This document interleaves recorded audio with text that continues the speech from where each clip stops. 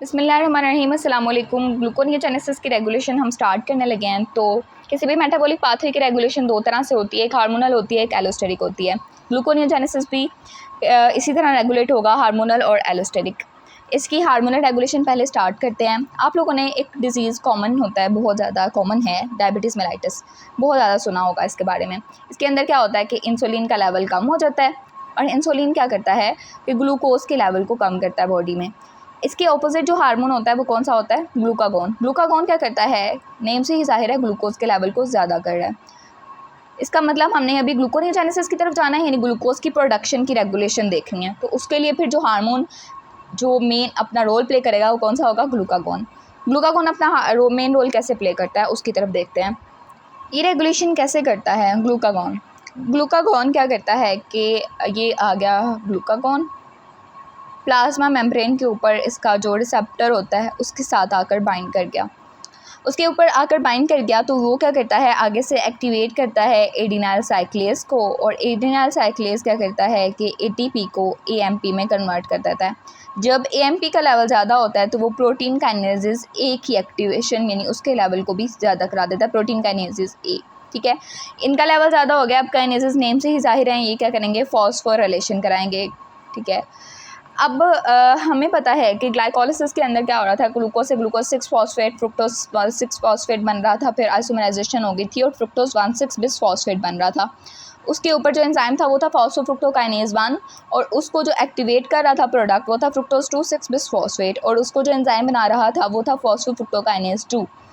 अब देखें, इसको एक्टिवेट क्या कौन कर रहा है? Fructose 2,6 bis phosphate.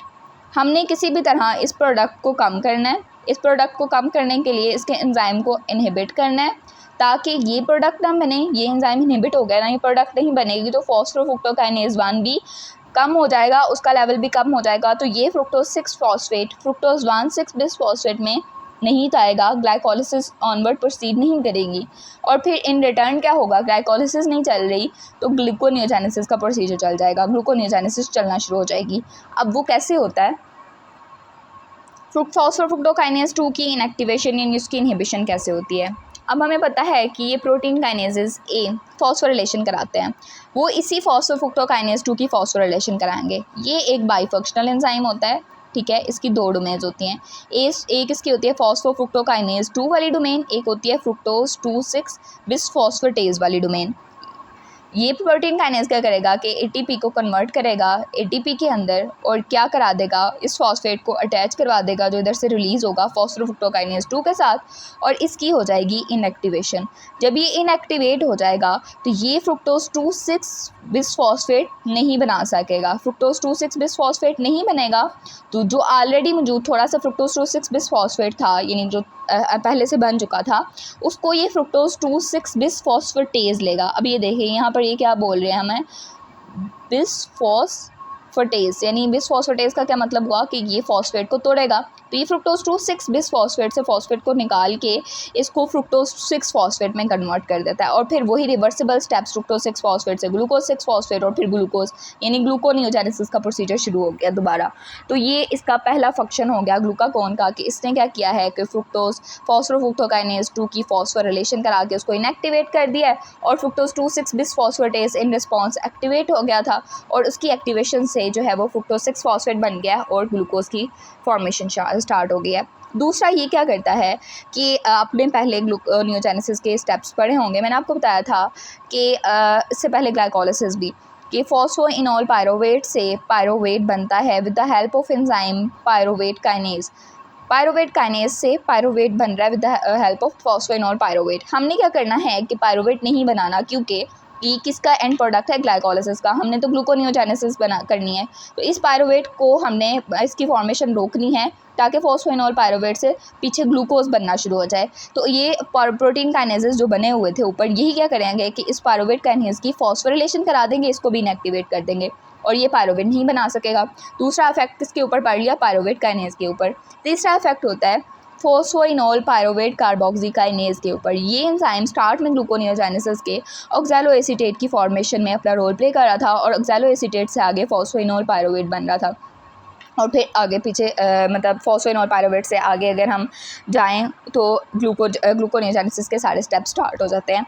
तो इस फॉस्फोइनोल पायरुवेट काइनेज की ये क्या करता है, ट्रांसक्रिप्शन जो इस जीन इसको कोड कर रही होती है ना, उसकी ट्रांसक्रिप्शन कैसे इंक्रीज़ करता है, with the help of transcription factor जिसका नाम क्या है, CAMP, ठीक है, CAMP response element binding protein, ठीक है, CAMP response element binding protein की मदद से ये एलिमेंट बाइंडिंग प्रोटीन की मदद से ये इसकी ट्रांसक्रिप्शन ज़्यादा करा देता है।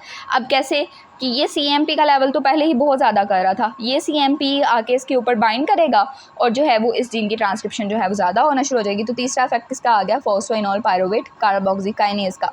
ये थी इसकी सारी हार्मोनल रेगुलेशन। अब हम इसकी एलोस्टेटिक रेगुलेशन पढ़ेंगे। एलोस्टेटिक रेगुलेशन में जितने भी सबस्ट्रेट जो कि ग्लूकोनियोजेनेसिस के लिए चाहिए होते हैं, ग्लूकोनियोजेनिक जो अमाइनो एसिड्स होते हैं, अगर उनका लेवल ज़्यादा होगा तो क्या होगा कि ग्लूकोज की फॉर्मेशन ज़्यादा होना शुरू हो जाएगी। अब हमें पता है कि इसके अंदर ये जो ग्लूकोनियोजेनेसिस है इसके अंदर इंसुलिन का लेवल कम होता है। जब इंसुलिन का लेवल ज़्यादा होता है कम होता है तो क्या करता है कि जो अमाइनो एसिड की मोबिलाइजेशन कराती है स्केलेटन से, और वो अमाइनो एसिड जो होते हैं ना, मसल जो स्केलेटन होता है वहाँ से अमाइनो एसिड की मोबिलाइजेशन करा के इनकी अमाइनो एसिड की यूटिलाइजेशन कहाँ पर कराना शुरू कर देती है, ग्लूकोनियोजेनेसिस के प्रोसीजर की तरफ। तो ये इसकी एलोस्टेटिक रेगुलेशन का बस यही मतलब है कि वो सबस्ट्रेट जो ग्लूकोनियोजेनेसिस के लिए चाहिए जब उनका लेवल ज़्यादा होगा तो ग्लूकोनियोजेनेसिस ज़्यादा हो जाएगी। अब इसका जो एक और इफेक्ट है वो होता है एसिटाइल CoA का। हमें पता है कि जब फास्टिंग होती है, जब हम बहुत दिनों से कोई कार्ब वगैरह कुछ खाना वगैरह नहीं खाया, तो क्या होता है कि फैटी एसिड टूटना शुरू हो जाते हैं और बीटा ऑक्सीडेशन की मदद से, और एसिटाइल CoA का लेवल जो है वो ज़्यादा होना शुरू हो जाता है। और एसिटाइल CoA का लेवल ज़्यादा होगा तो हमारे पास ऑक्सैलोएसीटेट की फॉर्मेशन ज़्यादा हो शुरू हो जाती है। अब फैटी एसिड टूटते किस लिए हैं, क्योंकि फास्टिंग स्टेट में एनर्जी नहीं मिली और एसिटाइल CoA फिर बनेगा, और एसिटाइल CoA जो है वो स्टार्टिंग प्रोडक्ट में जो है वो एंजाइम जो था पायरुवेट कार्बोक्सिलेज, ठीक है, पायरुवेट कार्बोक्सिलेज को एक्टिवेट कर रहा था।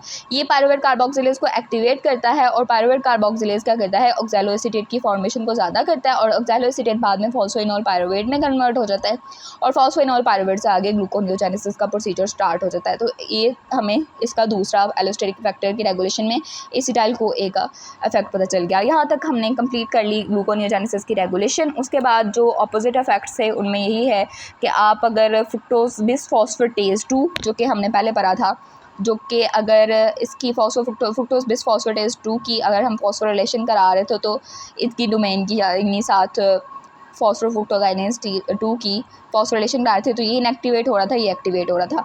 और अगर डीफॉस्फोरिलेशन करा देंगे ना तो ये इनएक्टिव हो जाएगा, ये इनएक्टिव हो जाएगा। तो फ्रुक्टोज बिसफॉस्फेटेज 2 जो है वो फ्रुक्टोज बिसफॉस्फेटेज 2 है। ये फ्रुक्टोज बिसफॉस्फेटेज 2 जो है वो फ्रुक्टोज 2,6 बिसफॉस्फेट को नहीं तोड़ पाएगा, फ्रुक्टोज 6 फॉस्फेट नहीं बनेगा। फ्रुक्टोज 6 फॉस्फेट नहीं बनेगा तो पीछे ग्लूकोजेनेसिस का जो प्रोसीजर है वो नहीं चल पाएगा। ये सारी थी ग्लूकोजेनेसिस की regulation. I hope so gluconeogenesis की स्टोरी। और अगर आपको कोई भी क्वेरी हो या कोई चीज़ समझ ना आई हो, you can ask me. Thanks you so much for watching. अल्लाह हाफिज़।